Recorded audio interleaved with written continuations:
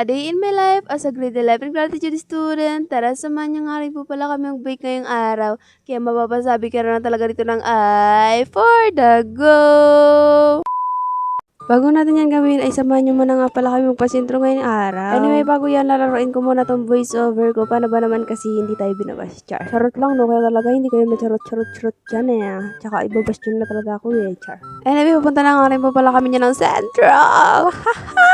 Ay, kauwi baga. Anyway, malapit na kami yan sa sentro na sa kagalit na. Kagalit ka, halahati pa lang. At syempre, magko-commute tayo kasi wala naman tayong service, no? Diba? Na para bang miss na miss ko talaga mo voice over kasi nilalaro ko lang yung pag-voice over.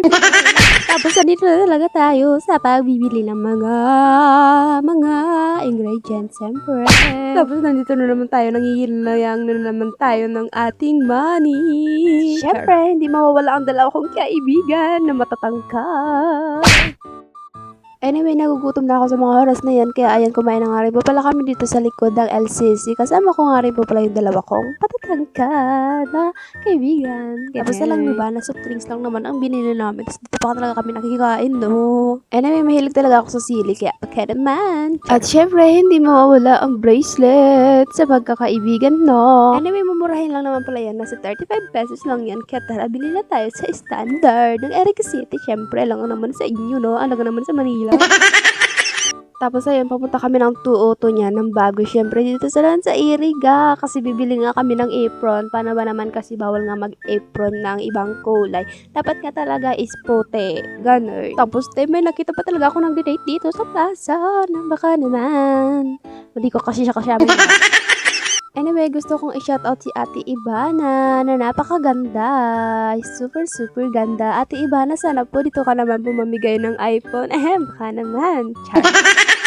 Anyway, mga te, alam kong inaabang-abangan nyo tong part na to. So, ayun, umaga pa nga lang pala is nagpapunta na kami ng school para maghugas ng mga aming gagamitin ng aming pagbibake. And I know na mamimiss nyo nga pala ang pagbibake ko, ang pagbablog ko sa aking pagbibake. Kasi para bang last bake ko na talaga to. Char. Hindi pa naman ako sure dun kasi baka hindi na ako palipatin, no? Pero pag hindi talaga ako pinalipat, so parang hindi na tayo mag-out. Ang kawawa naman tayo. Para pa naman kasi hindi na nagpapadala nga yung mother ko.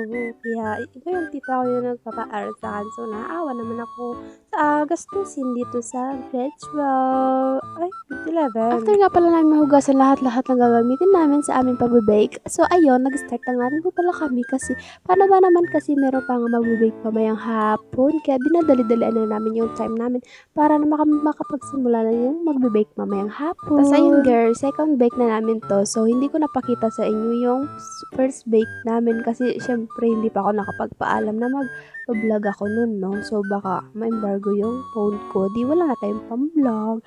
At bakit nga pala is tagal kong hindi nagbablog. Di, syempre tinatamad yung ate girl niya mag-edit, ganun. Charo. Tapos yung mga ate ko, ayun, pinaalsa namin dyan sa labas. Paano ba naman kasi may init nga dito sa labas, so pwede nga siyang painitan ng araw. So, mas madali nga daw siyang umalsa, ganun. At syempre, nakita nyo yung kalalabasan, no? Ang ganda, no? Super. Nakaka-enjoy talaga yung pag-bake ng ganito. No joke. Tapos ayun mga ate ko, nagtimbang-timbang na kami dyan ng mga binag-bake namin. Paano ba naman kasi para mapantay yan, no? At dito na nga talaga sa papaikutin na nga natin yung pinag-bake natin. Yun ang talagang pinakamahirap sa akin. Char.